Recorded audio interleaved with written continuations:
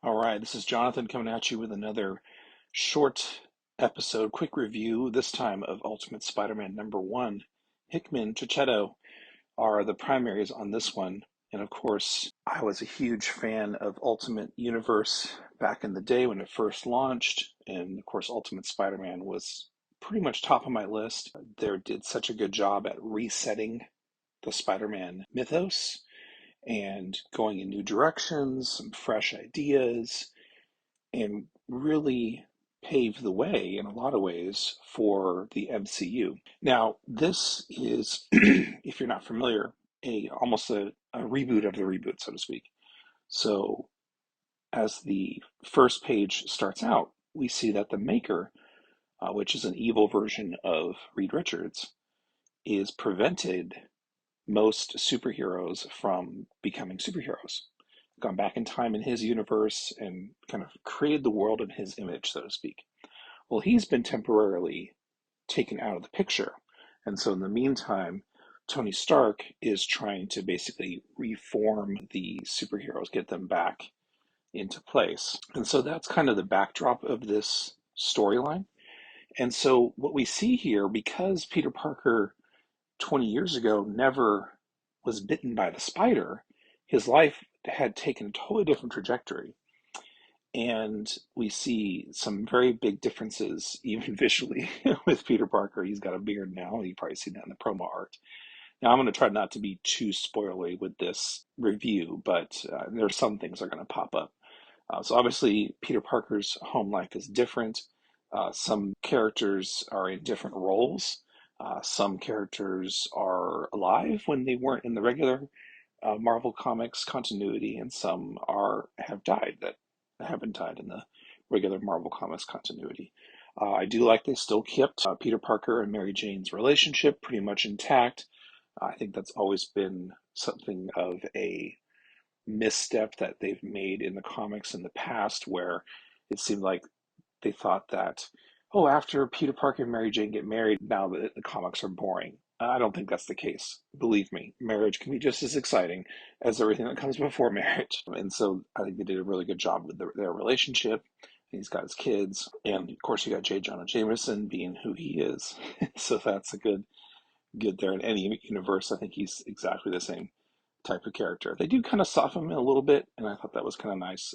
He's a slightly different nuances to his character. The writing in this is very spot on. I love the art.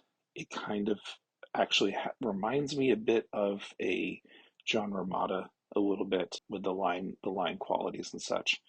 And it's also just really fun. Same kind of fun I had with the original Ultimate Universe is seeing characters that you're familiar with in now different situations because of what the maker had done. A lot of these heroes and even villains are in different places. And so I think that's really cool. And it also opens up for a lot of exciting story possibilities. Even if a lot of these characters end up going back to their 616 personas in a way, it still is exciting to see these changes. And I'm sure there'll continue to be more as it goes along. So again, I'm not going to get too much into the story points, but you are going to see some very familiar characters pop up in some surprising ways, which is really, and then you see some hints the story is going to be going as well. And certainly it's Spider-Man, so you're going to probably see some of the things you would expect to see in a Spider-Man storyline, some of the villains, some of the story points. But again, you have this kind of change because Peter Parker is a full-grown adult with two kids and a wife, and he never had the spider powers. And so, how does that translate into the future? We know he's going to get his spider powers. I don't think that is a spoiler in a sense, but you see him in his costume in the front cover of the book, for goodness sake. So I don't think it's much of a spoiler to say that yes, Peter Parker is going to have the spider abilities. But the interesting change is going to be that how does an adult Spider-Man, Peter Parker, getting these powers change his trajectory and how he develops? Because again, he got his powers in the 616 universe as a kid, and he grew with those powers as we came along. But in this case, he's an adult. And so that's going to, I think, be a very interesting way that they could possibly develop his journey, his hero's journey, if you will, is going to be very different. So yeah, again, very exciting to see where things go with this story.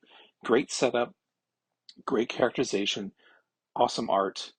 Everything is solid. And if this level of quality continues with the rest of this book, it's probably going to be just as exciting and engaging as the original Ultimate Spider-Man, if not more so.